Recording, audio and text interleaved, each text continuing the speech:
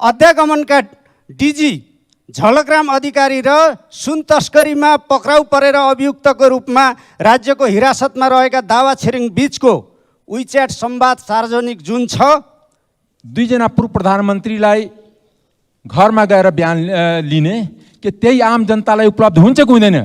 हाम्रो सरकारले यो प्रति के हेरिराख्नु भएको छ? त्यो प्रधानमन्त्रीलाई छुट छैन कि राज्यलाई धर्मतिर लग्ने? अहिलेको सरकार देशलाई धार्मिक दंगा, जातीय दंगातिर लगिरहेछ। अन्यथा आदेश गरेर अनुचित न्यायिक सक्रियता देखाउने फुर्तीफार्ती पनि स्वीकार्य हुन सक्दैन। जुन देश जातीय र धार्मिक दंगामा फस्छ त्यो देश 20 वर्ष 30 वर्षसम्म द्वन्द्वमा रहन्छ। माओवादी द्वन्द्व त त्यसको सामनेमा केही होइन। यो द्वन्द्व समाजको जरा जरामा जान्छ। यो जनआन्दोलन भन्दा जुन चाहिने माओवादीको द्वन्द्व भन्दा ठुलो घटना लिन सक्छ। समयमै सचेत रहौं। धरानमा गोरु काटेर भोज भतेर गरेको विषयमा मिडियामा आएको थियो। त्यो घटनापछि धरानमा सामाजिक सद्भाव विधोल्ने किसिमका क्रियाकलापहरू भइरहेका छन्, जुन भित्रभित्रै भुसको आगो चाहिँ सल्किरहेको छ। सदस्यले श्रीपाँचको सरकारको ध्यानाकर्षण भन्नुभयो। श्रीपाँचको सरकार उहिले बिदाबारी भइसकेको, त्यो रेकर्डबाट हटाएर नेपाल गणतन्त्रात्मक शासन पद्धति भएको मुलुक हो भन्ने कुरा मान्य सदस्यको पनि स्मृतिका निम्ति म सभामुख महोदय मार्फत अनुरोध गर्दछु। धन्यवाद मान्य सदस्य, ध्यान आकर्षण भएको छ, यसमा ध्यान दिएर निर्णय लिनेछ।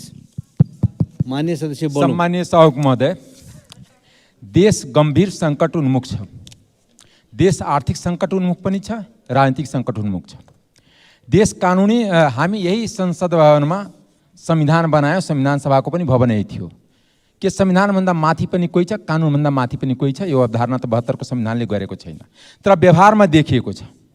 त्यस कारणले किनकि अस्ति भर्खर ललिता निवासको काण्डमा दुईजना पूर्व प्रधानमन्त्रीलाई घरमा गएर बयान लिने कि त्यही आम जनतालाई उपलब्ध हुन्छ कि हुँदैन? यो कस्तो कानुनी राज्य हो कि ठुला बडाको लागि एउटा कानुन, कि अर्को संविधान छ भने त्यो पढ्न पाऊँ, र साना तिनोको लागि अर्को कानुन? के सिआइबीले त्यो अरू आम जनताको लागि त्यो छुट दिन्छ कि दिँदैन? आम अभियुक्तहरूलाई त्यस्तो घरमा गएर बयान लिन्छ कि लिँदैन? एउटा कुरा। दोस्रो, सर्वोच्च अदालतको हिजोको जुन फैसला आएछ त्यसलाई म सैल्युट गर्न चाहन्छु। त्यो जनताको हितमा हो, किनकि आफै चोरी त्यो बजेट बाँड्न पाइँदैन। किनकि अस्ति भर्खर सुदूरपश्चिमको सरकारले विश्वासको मत लिन 5 करोडले प्रदेशसभाको सांसदलाई बाँट्न मिल्छ? यो के जनताको कर दिएको पैसाबाट चल्ने मुलुक जनताप्रति उत्तरदायी हुनुपर्छ।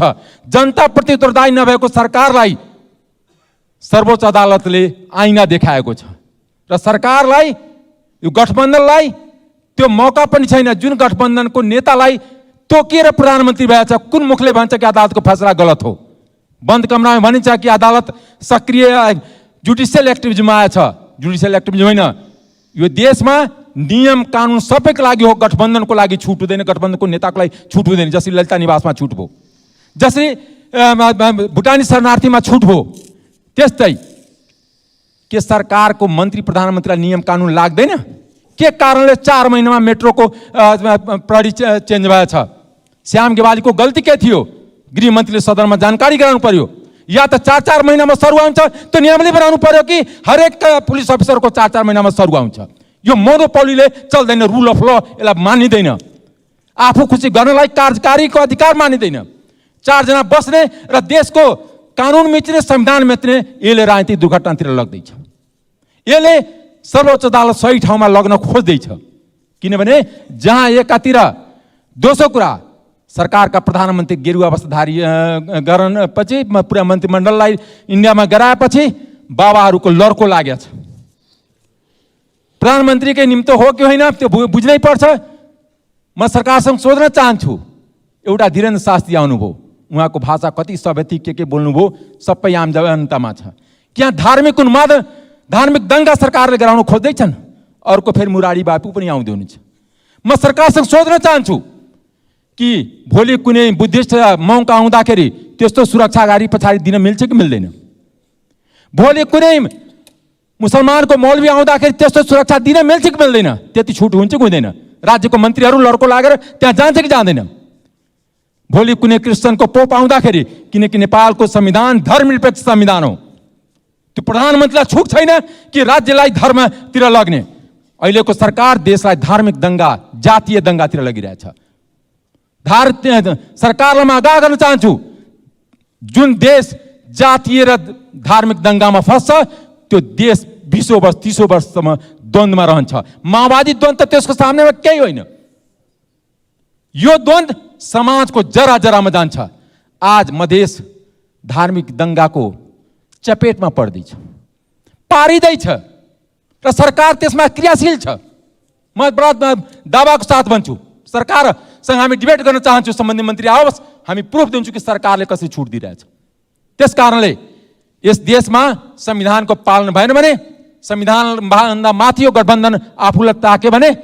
मान्य सदस्य, समय सकियो। 1 मिनटमा सभामुखसँग विनम्र आग्रह गर्छु कि एकातिर यो देशको सँग उता एफडीआई आइराखेका छैन, नेपालमा कुनै लगानी मैत्री वातावरण छैन।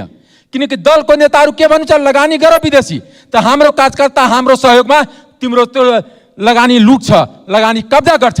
यस्ता 10 वटा इक्जाम्पल छ। यो 10 त्यस कारणले न यहाँ एफडीआई आइरहेछ, न यहाँ अनुदान आइरहेछ। 51 अरब यही गठबन्धनको अर्थमन्त्रीले प्रक्षेपण गरेका थिए कि 51 अरब अनुदान आउँछ। आयो जम्मा कति? 3 अरब 80 करोड, 4 अरब पनि आएन। मान्य सदस्य श्री ईश्वरी देवी नेउपाने, समय 8 मिनट। सम्मान्य सभामुख महोदय, विशेष गरी सुदूरपश्चिममा मनाइने गौरा पर्वको यहाँ मार्फत देश विदेशमा रहनुहुने सबैलाई हार्दिक शुभकामना। संसद सुचारू भएको छ, यो हुनै पर्ने, गर्नै पर्ने र नगरी नहुने हाम्रो काम हो। हामी संसद अवरोध गर्न होइन, जनताका समस्या यही संसद मार्फत समाधान गर्न आएका हौँ। संसद अवरोध अनि बन्द गर्ने अनि खोलेर बहादुरीका साथ लाज बचाएर हामी एकअर्कालाई बधाई पनि दिइरहेका छौँ।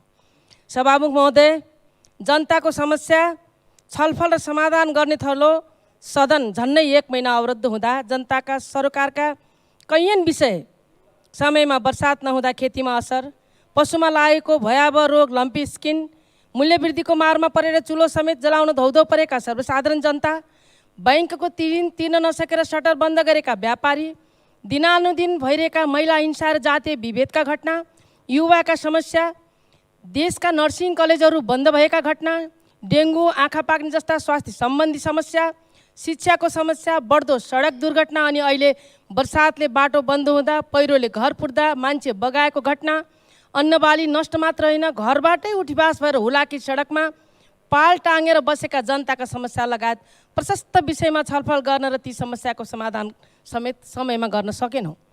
यी समस्याहरू भन्दै गर्दा सभामुख महोदय, कैलालीको क्षेत्र नम्बर 1 टिकापुरमा नयाँ र डरलाग्दो समस्या देखा परेको छ।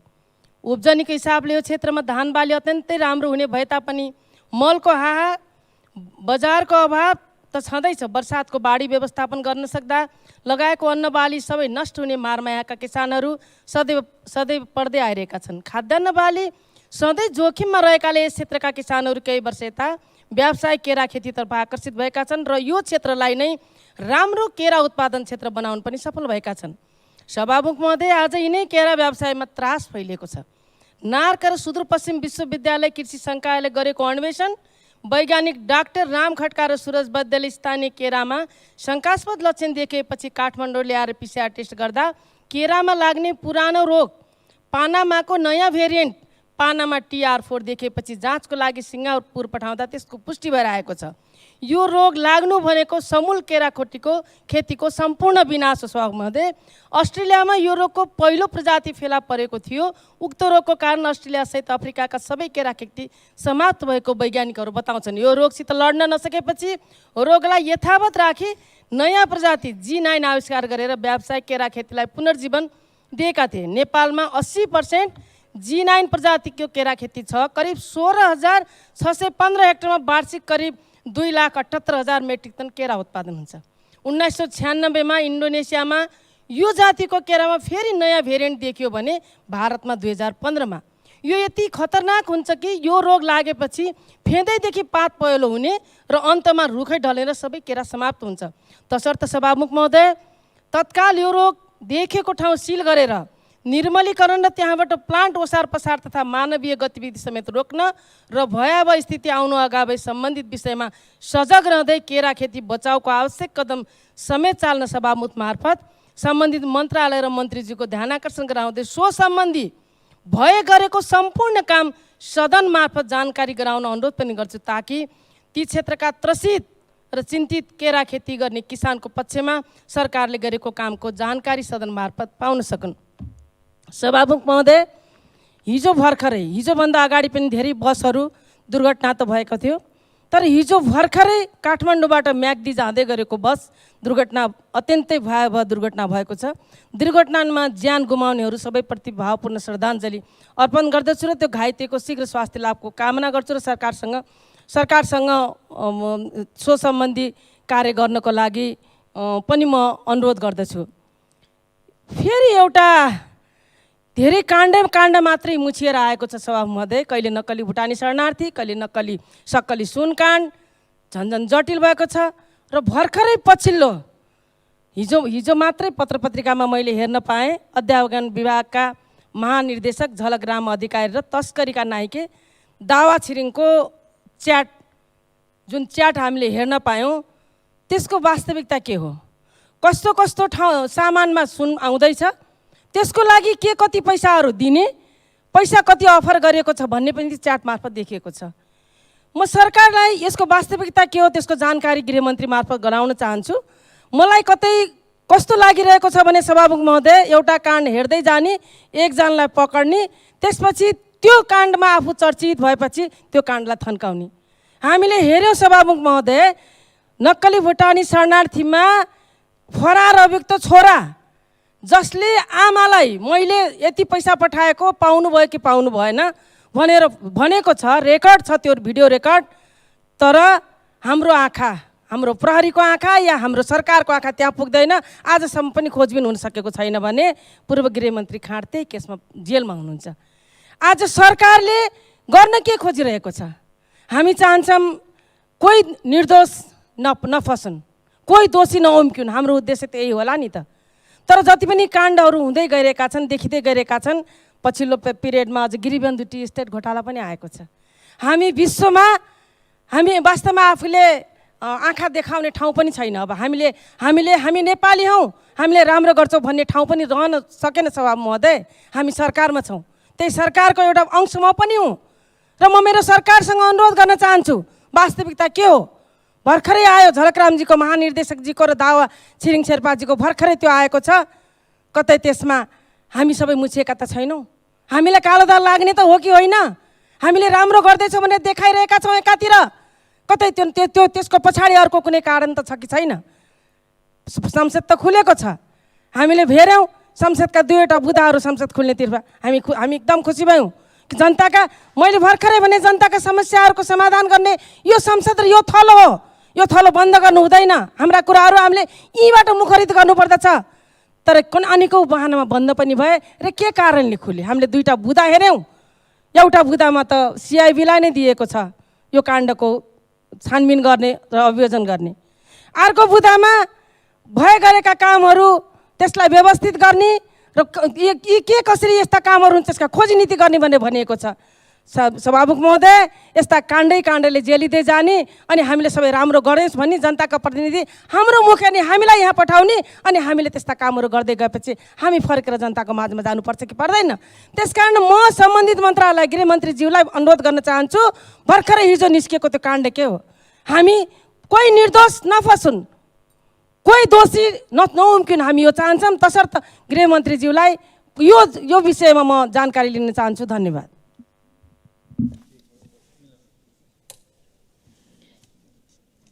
माननीय श्री सूर्यबहादुर थापा छेत्री, समय 6 मिनेट। त्यसपछि माननीय श्री रणेन्द्र बराली। सम्मान्य सभामुख महोदय, म आज सुरुमै के भन्न चाहन्छु भने संसदले जनताका ज्वलन्त विषयमा, कानुन बनाउने विषयमा काम गर्न पाएन भनेर निकै कोकोहोलो हामीले सुनेका हौँ जतिखेर हामी आन्दोलनमा थियौँ। तर आजको कार्यसूचीमा चाहिँ मान्यज्यूको हातमा पनि छ, सत्तापक्षका मान्यज्यूसँग पनि छ। आज निर्वाचन आयोगको 15औं र 16औं प्रतिवेदन यहाँ पेश गर्ने बाहेक कुनै कार्यसूची सरकारले दिन सकेको छैन। यो संसद रोकेर आकाश खस्यो भन्ने खालको हुइयाँ मचाउने सत्तापक्षको हातमा यो पुगेको छ कि छैन भन्ने कुरा म सुरुमै ध्यानाकर्षण गराउन चाहन्छु र संसदलाई पर्याप्त बिजनेस नदिने नालायक सरकारप्रति म खेद प्रकट गर्न चाहन्छु। सुरुमै यो कुरा राख्न चाहन्छु। दोस्रो कुरा, संसदले कतिवटा कानुन बनाउने नीति तथा कार्यक्रममा 41वटा कानुन बनाउने भन्ने कुरा ल्याइएको थियो। राष्ट्रपतिज्यूले यहाँ वाचन गर्नुभएको थियो। बजेट वक्तव्यमा पनि त्यही खालले कानुन बनाउने कुरा उल्लेख थियो। तर एउटा मात्रै कानुन यो संसदले बनाएको छ। माननीय सूर्यबहादुर छेत्रीज्यू, संसदले एकछिन ल मान्यज्यू के होला हजुरको? सरकार भन्ने यो ऐनमा कहाँ व्यवस्था छ नियमावलीमा? त्यो दफा भनेर नलायक सरकार भन्नु पर्यो। त्यसकारण नियमापति छ, रेकर्डबाट तुरन्त हटाइयोस्। सम्मानीय सभामुख महोदय, सम्मान्य सभामुख महोदय, काम गर्ने बिजनेस नदिने सरकार नालायक सरकार हो। मैले यही सन्दर्भ राखेको छु र म आफ्नो कुरा अगाडि बढाउन चाहन्छु। 41वटा कानुन बनाउने, हजुरको के रे 41वटा नियमावलीको ध्यान आकर्षण भएको जानकारी गराउन छ। 41वटा कानुन ध्यान बनाउने, आकर्षण भएको कुरा जानकारी गराउन चाहन्छु। 41वटा कानुन बनाउने चाहिँ नीति कार्यक्रम ल्याएको सरकारले एउटा मात्रै अहिले प्रतिनिधि सभामा कानुन विधेयक चाहिँ विचाराधीन छ।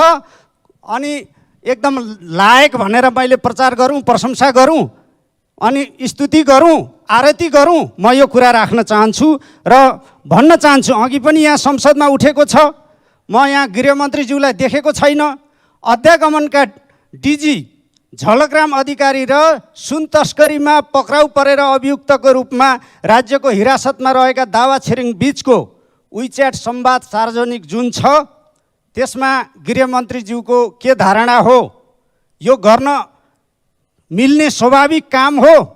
मैले अर्थ मन्त्रालयका कतिपय अधिकारीहरू, भन्सारका अधिकारीहरू, कसैको एक कप चिया पनि नखाने त्यो इमानका, त्यो नैतिकताका अधिकारीहरू पनि सङ्गत गरेको छु। ती नेपालमै थिए, छन्। तर यो यस्तो खालको विच्याट सार्वजनिक भएको छ। गृहमन्त्रीजीले फिर्ता गर्नुभयो कि गर्नु भएन, म सभामुख महोदय मार्फत सोध्न चाहन्छु। र यो 1 क्विन्टल सुन बरामद भएको 1 महिना आज 5 दिन भइसक्यो र यो बिचमा त्यो त्यति ठुलो असामान्य तस्करीको प्रक्रियामा राज्यका जवाफदेही निकायहरू भन्सारमा, संसारमा, सुरक्षामा, अध्यागमनमा को थिए, त्यो अहिलेसम्म ती सेटिङका सेटहरू किन फिर्ता गरिएन? अहिले दावा छिरिङसँगको जुन संवाद सार्वजनिक भएको छ त्यसले सरकारको पोल खोल्दैन र सभामुख महोदय यो कुरा म राख्न चाहन्छु। तेस्रो, निर्वाचन क्षेत्र विकास कार्यक्रमसँग सम्बन्धित विषयमा यो सार्वभौम संसदले बजेट वक्तव्य पारित गरेको छ। त्यस सम्बन्धी चाहिँ विधेयकहरू, कानुनहरू बनाएको छ। यो संसदको विधायकी अधिकार प्रयोग भएको छ। सार्वभौम संसदले बजेटबारे यो प्राप्त गरेको एउटा विशेषाधिकार हो। यसलाई हिजो चाहिँ संवैधानिक इजलासले गरेको आदेशले सम्मान गरेको छ कि अपमान गरेको छ? म सम्मानित चेयरको, यो संसदको गम्भीरतापूर्वक ध्यानाकर्षण गर्न चाहन्छु र बजेट सम्बन्धी निर्णय गर्ने अधिकार संसद बाहेक अरू कसैलाई पनि छैन। र संसदले गरेको निर्णयमाथि कहीँ प्रश्न उठ्ने र त्यसबारेमा अन्यथा आदेश गरेर अनुचित न्यायिक सक्रियता देखाउने फुर्तीफार्ती पनि स्वीकार्य हुन सक्दैन। यो संसदले त्यसमा आफ्नो उपचार र सही ढङ्गको चाहिँ यसमा उपचार खोज्नुपर्छ भन्ने कुरा म सुरुमै यहाँहरूका बिचमा राख्न चाहन्छु। सम्मान्य सभामुख महोदय, अर्को एउटा रमाइलो प्रसङ्ग छ। उपप्रधानमन्त्री तथा रक्षा मन्त्रीज्यूले रोस्टमबाट 2 बुँदे सहमति राख्नुहुन्छ। यो सदनका सबै मान्यता प्राप्त दलका, राष्ट्रिय दलका प्रमुख सचेतकहरूले हस्ताक्षर गर्नुहुन्छ। सबैले ताली बजाएर पारित गर्छौँ। संसदले एक ढिक्का भएर पारित गर्छ अनि सत्तापक्षका माननीय ज्यूहरू त्यो सहमतिकै मसी नसुक्दै खिचिट्युरी गर्नुहुन्छ, प्रतिपक्षको बालहट भन्नुहुन्छ, के भन्नुहुन्छ। एकजना नेताजीले त सत्तापक्षका माननीय नेताजीले त रङ्गीन रुमाल प्रतिपक्षलाई उपलब्ध गराएको पो हो भनेर चाहिँ त्यो सहमतिको धज्जी उडाउनुहुन्छ। खासमा यो संसद नचलोस् भनेर, यो संसदलाई बन्धक बनाउने काम सत्तापक्षले गर्दै आएको थियो भन्ने कुरा यी अभिव्यक्तिहरूले प्रस्तुत गर्दैनन्। र सम्मान्य सभामुख महोदय, यो सहमतिको मसी नसुक्दै यो खालको प्रतिपक्षलाई कटाक्ष गर्ने, यो खिचिट्युरी गर्ने कुराले हामी यो संसदलाई कस्तो थलोमा रूपान्तरण गर्ने कोसिस गरिरहेका छौँ, म यो कुरो राख्न चाहन्छु। धन्यवाद।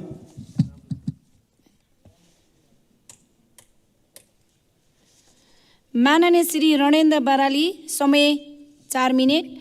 त्यसपछि माननीय श्री शिव नेपाली। सम्मानीय सभामुख महोदय, महिनौँ दिनदेखि यो सदनमा लागेको ताला खोलेर चाबी चलाउने समेत सबैलाई म धन्यवाद ज्ञापन गर्दछु। अहिले आगामी दिनमा यस्तो नहोस् भनेर केही कुराहरू म ध्यान आकर्षण गर्न चाहन्छु। यसै रोस्टममा उभिएर गृहमन्त्रीले आवश्यक परे 35 दिनपछि उच्च स्तरीय आयोग बनाउला भनेर भनेकै हो। आखिरी यो बिचको 1 महिनाको बन्द दरमियानमा के भयो त भन्दाखेरि त्यही 35 दिनपछि असोज 5 गते उच्च स्तरीय आयोग बनाउने शर्त भयो। त्यति नै गर्न थियो भने त्यही 2 गते गरिदिएको भए जनताको हितमा कति काम हुन्थे, म यहाँनिर ध्यान आकर्षण गर्न चाहन्छु। अर्को कुरो, यो बर्खे अधिवेशन सुनमय भयो, गोल्डेन भयो। कहिले पशुपतिनाथको जलहरी, कहिले ब्रेक सोमा क्विन्टल सुनको तस्करी, कहिले विद्युतीय चुरोटमा मनपरी, कहिले सिआइबी र उच्च स्तरीय आयोगको दङदङ्गी। यतिले नै यो यस्तै सुनसित सम्बन्धित कुराले नै यो सदन, यो बर्खे अधिवेशन चलेको छ। र यसै सन्दर्भमा मैले भन्नुपर्दाखेरि यो सुन जस्तो एउटा राष्ट्रिय अन्तर्राष्ट्रिय अर्थतन्त्रलाई नै प्रभाव पार्ने धातुजन्य वस्तुको नेपालमा 100% भन्सार बढाइदिएको कारणले आज देशभरि समेत व्यवसायहरू धराशायी हुने, तस्करीले मनपरी गर्न ज्यानगबाजी लगाउने कारणबाट यी परिघटनाहरू घटेका छन्। यथार्थमा के छ भनेदेखि यो नेपालको भन्सार एयरपोर्टमा नियम अनुसार नै बनाएको गहना महिलाले 50 ग्रामसम्म लगाएर ल्याउन पाउने नीतिविधि हुँदा हुँदै पनि एकजना यही साउन 26 गते सुजाता गिरी नामकी एकजना बहिनीले 3 तोलाको सुनको सिक्री लगाएर ल्याएकोमा अब आधा तोला पनि भन्सार नतिरी लान पाइँदैन भनेर भन्सारले समातेर 43,940 भन्सार तिराएर पठाएछ। यसरी नेपालको कानुनलाई नै मिचेर जे जागृति भइरहेछ सानातिना श्रमजीवीहरूलाई, जो श्रमजीवीहरू दुबई मलेसिया गएर श्रम गरेर आउँछन्, त्यस्ताको चाहिँ जे जागृति भएछ। यसै सन्दर्भमा एउटा घटना भनौँ, मेरै छोरीले 5 तोलाको सिक्री नेपालमै बनाएर लाएर अमेरिका गएर आउँदाखेरि त्यसको पनि भन्सार तिर्नुपर्छ भनेर समातेछ। म गएर भने किन 50 ग्रामसम्मको भन्सार तिरेर ल्याउनु नपर्ने नियम हुँदाहुँदै भन्सार तिर्नुपर्ने भएपछि 5 तोलामा 5 ग्राम बढी भएको तिर्नुहोस् त भनेर आखिरी म गएर बोल्दाखेरि त्यो भन्सार नतिरी पनि हुने, अबलाहरूलाई भन्सार तिर्नै पर्ने, यो कहाँको नियम हो। यस नियमलाई नेपाल सरकारले र भन्सार विभागले त्यो सुजाता गिरीको 43,940 फिर्ता गर्नुपर्छ। जो अनियमित रूपले यसरी ल्याछ यो एउटा होइन दुईटा होइन श्रमजीवीहरूले रोजगारी गरेर ल्याएको पैसाबाट दिए जति चाहिँ यो भन्सारको नाममा पक्राउ गरेर कति लिलामी गरिदिने कति दम्पज पारिदिने कति भन्सार तिरेर लैजा भन्ने यी आदि चाहिँ जो जातिवाद छ निर्धा निम्छराको निमित्त यो चाहिँ तुरुन्तै हटाउनुपर्छ ध्यान आकर्षण गर्नुपर्छ। माननीय समय सकेको जानकारी गराउन चाहन्छु। धन्यवाद। माननीय श्री शिव नेपाली समय 4 मिनेट, त्यसपछि माननीय श्री गोमा लाभ सापकोटा। सम्माननीय सभामुख महोदय, खुसी छु जनताको बुद्ध उठाउने थलो खुलेको छ, अब बन्द नहोस् कामना गर्दछु। सम्माननीय सभामुख महोदय, देशभरि बाढी पहिरो भेलले जनताको धनजनको क्षति हुँदा पनि यस गरिमामय सदन विगत धेरै समयदेखि अवरुद्ध हुँदा जनताका मुद्दा उठाउन नपाउँदा सांसद कति निरीह हुँदो रहेछौँ भन्ने यहाँ आएर बुझेँ। सम्माननीय सभामुख महोदय, सदन समयमै खुलेको भए समयमै तराईको डुबान सँगै पानीको हाहाकार बोल्ने थिए, तर पाइएन। पहाडमा देशको ठाउँ ठाउँमा बाढी पहिरो, देशको प्रमुख राजमार्ग अवरुद्ध हुँदा सडक भाँसिएका, पुल बगाएका मुस्ताङ जस्तो पर्यटकीय गाउँ नै बाढीको चपेटामा पर्दा यस गरिमामय सदनमा उठाउन नपाउनु नेपाली जनताको मतको कदर नभएको जस्तो भान भयो। सभामुख महोदय, व्यवस्था परिवर्तन त भयो, तर जनताको अवस्थाको परिवर्तनको लागि सम्मानित सदनमा जस्तो सुकै परिस्थिति पनि जनताको आवाज उठाउन पाउने वातावरण बनाउन राष्ट्रिय स्वतन्त्र पार्टी तयार छ। आवाजलाई बन्देज नलगाउन नहुने व्यवस्था मिलाउन सबैको ध्यान आकर्षण गराउन चाहन्छु। सम्माननीय सभामुख महोदय, यातायात व्यवसायीको पीडा धेरै छ, कसरी बखान गरौँ म? यातायात व्यवसायी मर्नु न बाँच्नु भएका छन् सडकको कारणले, यातायात व्यवसायी जिउँदै मरिराखेका छन् बाटोको कारणले। विकासको नाममा बेथिति मौलाएर समयमै ठेक्का लगाउँदा पनि समयमा नारायणघाट, बुटोल र मुङलिनदेखि पोखराको बाटोको स्थिति, त्यही माथि तेलको बढ्दो मूल्यको कारण ट्रक व्यवसायी, बस व्यवसायी र ट्याक्सी व्यवसायीको स्थिति ज्यादै दयनीय र कहाली लाग्दो छ। यो पेसा अङ्गलनालाई थाहा छ, इन्जिन बिग्रिँदाको पीडा, क्राउन बिग्रिँदाको पीडा, पट्टा भाँचिँदाको पीडा र टायर पड्किँदाको पीडा। यसको मलम लगाउने काम गर्ने सरकारको दायित्व होइन र, तर मलम लगाउनुको सट्टा उस्तै करमाथि कर थुपारेर यी व्यवसायी घरको नघाटको हुने स्थिति सिर्जना गर्दैछ सरकार। यस विषयमा पनि सम्बन्धित निकायको ध्यान आकर्षण गराउन चाहन्छु सभामुख महोदय। त्यस्तै हिजो मात्र काठमाडौँबाट पोखरा हुँदै बेनीको लागि छुटेको बस धादिङको गजुरीमा दुर्घटना हुँदा 8 जनाको ज्यान गयो। 8 जनाको निधनले स्तब्ध बनाएको छ। मृतकप्रति हार्दिक श्रद्धाञ्जली र घाइतेहरूको शीघ्र स्वास्थ्यको लाभको पनि कामना गर्दछु सम्माननीय सभामुख महोदय। देशभरि रहनुभएका सुकुम्बासीको पीडामा मलम कहिले लगाउने सभामुख महोदय? आजसम्म बनेका 2052 सालबाट भूमि आयोगहरू वास्तविक भूमिहीनहरूले लाल पूर्जा पाएका छैनन्, जमिनको अधिकार पाएका छैनन्। आयोगको नामबाट छुट जग्गा भन्दै विभिन्न समयमा बनेका आयोगहरूबाट भूमाफियाहरू जमिन हत्याउँदै आइरहेका छन्। अहिले बनेका आयोगमा 2052 सालको करको निर्णयको कारणले गर्दा 10 देखि 200% निर्णयको कारणले गर्दा वास्तविक भूमिहीनहरूले जमिन पाउनेवाला छैनन्, उही पैसा र पहुँचवालाले मात्र जग्गा हत्याउनेवाला छन्।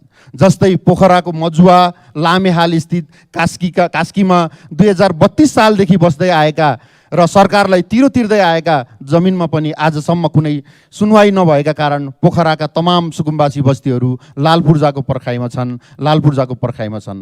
पुस्तौँ पुस्ताले समय व्यतीत गरिसकेका छन्। छिटोभन्दा छिटो वास्तविक सुकुम्बासीको पहिचान गरी लाल पूर्जा वितरण गर्नुहुन सम्बन्धित निकायको ध्यान आकर्षण गराउँदछु। धन्यवाद। नेपाल समय उपलब्ध गराउनु भएकोमा धन्यवाद। मैले आज विशेष समयमा एउटा कुनै विषयगत विशेष कुरा भन्दा पनि समग्रमा अहिले हामीले छलफल गर्नुपर्ने कुरामा सबैको ध्यान आकर्षण गराउने प्रयास गर्दैछु।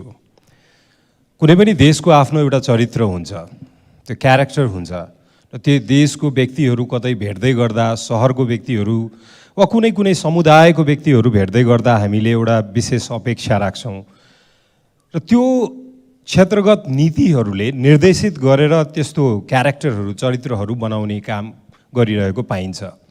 राज्यको आफ्नो एउटा नीति हुन्छ, सरकारको फरक नीति हुनसक्छ र राजनीतिक दलको फरक नीति हुनसक्छ। तर यो नीति बनाउने ठाउँमा हामी सबैजना जम्मा हुँदै गर्दा केही दिन त हामीले आफ्नो उपस्थिति बाहिर मात्र जनाउन पायौँ, भित्र केही पनि भएन। खोइ कसको के इच्छा र कसको के आकाङ्क्षा र प्राथमिकताले रोकिएका थियौँ त्यो भविष्यमा हामी जवाफ दिउँला। तर त्यो सबै नीतिहरू छलफल गर्नको लागि हामीले एउटा कुनै अन्योलतामा अड्किएको हो कि, स्पष्टता नभएको हो कि, वा समाजको जुन प्राथमिकता छ, जुन अनुशासन छ, त्यो अनुसार हामीले काम गर्न नपाइरहेको वा नजानिरहेको हो कि भन्ने पनि त्यस्तो आभास हुन थालेको छ। सरकारको राज्य सञ्चालनको जिम्मेवारी पाएको छ, तर सरकारको रवैया हेर्दै गर्दा त्यो जिम्मेवारी भन्दा पनि एउटा फगत मौका मात्र हो कि भन्ने व्यवहारहरू देखिन्छन् कहिलेकाहीँ। तर त्यो मौका मात्र हो, त्यो जिम्मेवारी होइन भने त्यो राजनीतिक रूपमा उहाँहरूले इमान्दारिता व्यक्त गरिरहनु भएको छैन भन्नेको कुरा पनि हो। हामीले केही परिवर्तनको जिम्मेवारी पाएको छौँ र बुद्धले भन्नुहुन्छ कि परिवर्तन त्यो बेला मात्र परिवर्तन मानिन्छ जब लक्षित वर्गले परिवर्तनको अनुभूति गर्न थालिरहेको हुन्छ। तर यहाँ खोइ त परिवर्तन भएको? कुनै पनि लक्षित वर्गले यो 7 दशकमा भएको 7वटा परिवर्तित संविधान, 6वटा राजनीतिक व्यवस्था, तर खोइ त अवस्थामा परिवर्तन। तर जुन रवैयाहरू देख्दैछौँ राजनीतिक रूपमा, जुन बालहटहरू देखिन्छ, त्यो सबैले यो प्राथमिकताहरूमा कतै पनि जिम्मेवारी बोध, जिम्मेवारीपन त्यो व्यवहारिकतामा पाइरहेका छैनौँ। यो डिलिङ विथ डेलिमा भनेर सिडनी जे ह्यारिसले 1972 मा एउटा किताब लेख्नु भएको छ, जसमा देश प्रेम र राष्ट्रवादको फरक छुट्याउनु भएको छ। त्यो चर्चा गर्दै गर्दा हामी आवश्यकता देश प्रेमको छ, तर उग्र राष्ट्रवादले सबै राजनीतिक दल र राजनीतिक नेतृत्वमा हावी भएको पाइन्छ। यो गर्दै गर्दा जे छ सबै ठिकै छ नि, हामी त सबै ठिकै छौँ नि, परिवर्तन हुन किन आवश्यक छ र भन्ने कुराहरूले गर्दा हामीलाई एउटा नराम्रो संस्कारतिर अगाडि बढाइरहेको छ। सिन्धुपाल्चोकको एउटा युवा मोटरसाइकल एक्सिडेन्ट भएर ऊ दुर्घटनामा सडकमा हुन्छ, चारैतिरबाट सबैले क्यामेरा तेर्साउँछ र मोबाइलले सेल्फी खिच्न थाल्छन्। कसैले सहयोग गर्नको लागि अगाडि बढ्दैन। हाम्रो समाज कता जाँदैछ? यो यस्तो किसिमको अवस्थामा हामी राजनीतिक दलहरूको के हो त जिम्मेवारी?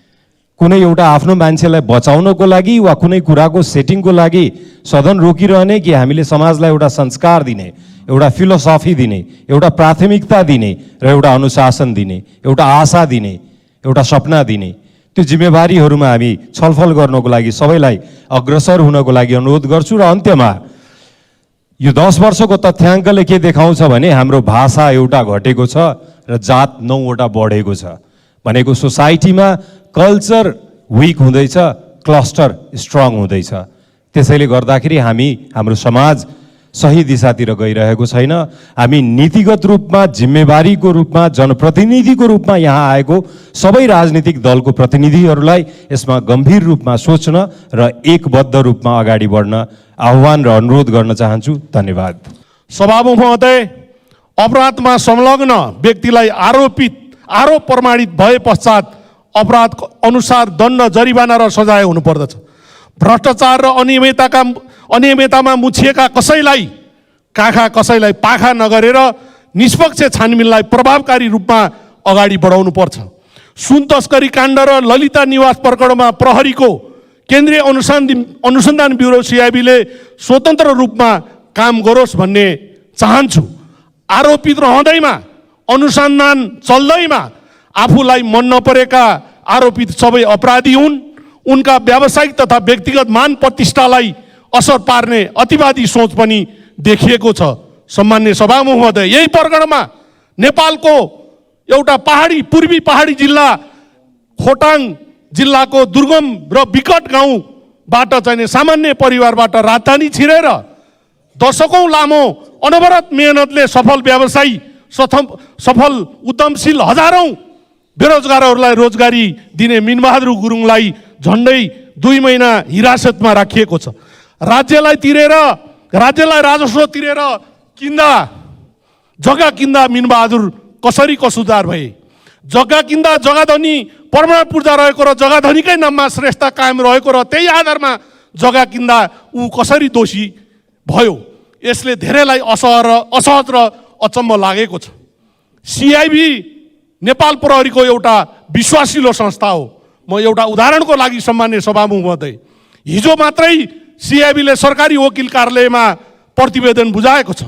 त्यो प्रतिवेदनमा 2049 सालको चाहिने बिगो चाहिने भनेर चाहिने दाबी गरे बमोजिम तत्कालीन बेलामा जम्मा 6 वर्ष भएको एकजना नाबालकलाई करोडौँ रुपियाँ बिगो दाबी गरिएको छ। यस्ता केटकेटी अनुसन्धान प्रति मेरो र सम्पूर्ण नेपालीको शङ्का रहेको कुरा पनि म सभामुखज्यूलाई अनुरोध गर्न चाहन्छु। कुनै पनि दोषी व्यक्ति कानुनी दायराबाट भाग्न हुँदैन र कुनै पनि निर्दोष व्यक्तिलाई गलत रूपमा फसाउनु हुँदैन। भ्रष्टाचार र अनियमितताका विषयमा सम्मानित अदालतको अध्ययन, अनुसन्धान र न्यायिक प्रक्रियालाई राम्ररी र निष्पक्ष व्यापक रूपमा अघि बढाइयोस् भन्न म चाहन्छु। सम्मान्य सभामुख महोदय, सर्वोच्च लोकतान्त्रिक र सुन्दर व्यवस्था मानिएको गणतन्त्रमाथि दिन प्रतिदिन शङ्का उपशङ्काहरू बढिरहेका छन्। जुन व्यवस्थाका लागि हामीले 4 दशकभन्दा लामो सङ्घर्ष गऱ्यौँ, त्यही व्यवस्थामाथि यति चाँडै समाजमा नागरिकमा यति धेरै आशंका बढ्नु सबैभन्दा चिन्ताको विषय हो। समाजमा अहिले चौतर्फी उकुस मुकुस छ। संसारका हँसिलो मुहार भएका मानिसका रूपमा चिने नेपालीहरूको मुहारमा निराशा र तनाव छ। युवाहरू स्वदेशमा भविष्य देखिरहेका छैनन्, गाउँघर जङ्गलमा परिणत भएका छन्। यस्तो लाग्छ देशमा कोही खुसी छैनन्, कोही सुखी छैनन्। त्यसमाथि राजनीतिक नेतृत्व जोडिएका भ्रष्टाचार काण्ड मात्रै होइन, हामीले जसरी राज्य सत्ता सञ्चालन गरिरहेका छौँ त्यसले गणतन्त्रको जगलाई नराम्रोसँग हल्लाइदिएको छ। सामाजिक विभाजनका जोखिम पनि पछिल्ला केही घटनाले सन्निकरण ल्याइरहेको छ। सम्मान्य सभामुख महोदय, केही दिन अघि धरानमा गोरु काटेर भोज भतेर गरेको विषयमा मिडियामा आएको थियो। त्यो घटनापछि धरानमा सामाजिक सद्भाव बिथोल्ने किसिमका क्रियाकलापहरू भइरहेका छन्, जुन भित्रभित्रै भुसको आगो चाहिँ सल्किरहेको छ। समाज एकअर्काको सम्मान, सहयोग र आपसी भाइचारा मार्फत निर्देशित हुन्छ। जब समाज बन्ने यी विशेषता समाजले बोक्न सक्दैन, तब त्यो समाज एक रहन सक्दैन। यस्तो घटनामा पनि नेपाल सरकारले न त कुनै अनुसन्धान गरेको छ, न कुनै अनुसन्धान समिति बनाएको छ। यसले भयावह रूपमा चाहिने जानेर यो अघि नै पूर्ववक्ता मान्यज्यूले भने जस्तै यो जनआन्दोलन भन्दा जुन चाहिने माओवादीको द्वन्द्व भन्दा ठुलो घटना लिन सक्छ। समयमै सचेत रहौँ।